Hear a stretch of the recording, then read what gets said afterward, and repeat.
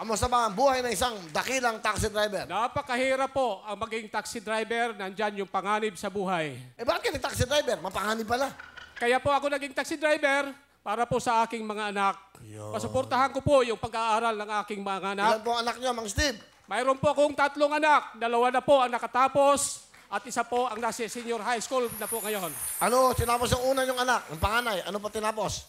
Ang panganay ko po ay nagtapos po ng Bachelor of Science in Marine Engineering. Yung! Pangalawa?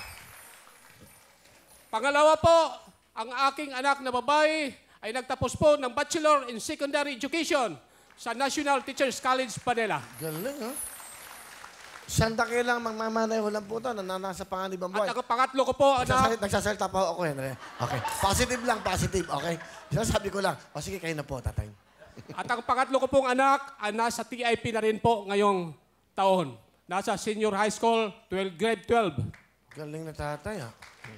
Ilang taon na kayo nagmamanayo ng taxi? Nagmamanayo po ako ng taxi sa loob po ng 5 taon.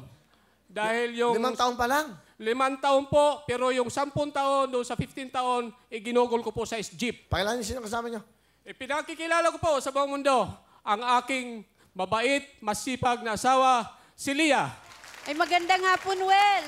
O, kamusta ho kayo? Ito po, napakahirap po ng dinanas namin mag-asawa para po makatapos lang yung mga anak namin. Ano gusto niyo sabihin ho sa inyong masipag at mahal niyong asawa? Masasabi ko lang sa asawa ko, salamat sa ginawa mong pagsasakripisyo sa amin ng mga anak mo. At saka salamat sa napakabait mo na asawa. Wala kang masasabi. Sa 30 years natin na pagsasama, talagang hindi pa tayo nagkagalit niyan. Tay, Steve, ano gusto niyo sabihin sa inyong mahal na asawa? Ma,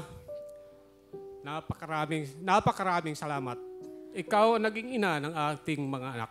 Napakabait mo, napakasipag. Lahat ginagawa mo para sa kanila. Maraming salamat at mahal kita. Kasi anak niyo. Pinakilala ko po ang aking anak na babae ang nagtapos po ng Bachelor in Secondary Education, si Aliana. Aliana.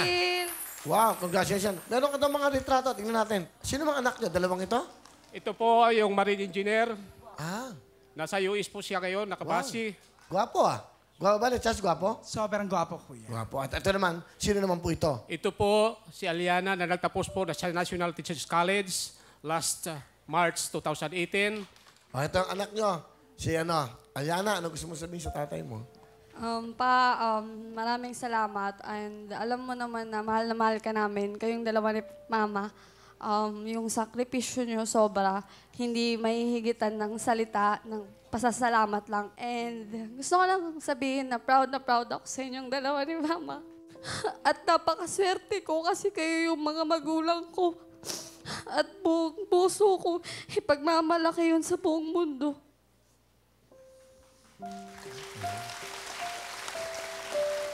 Thank you, Aliana. Tay, ano pa gusto niyo sabihin sa anak niyo? Napakaganda ng sinabi. Anak, kayo ang buhay ko, mga anak ko.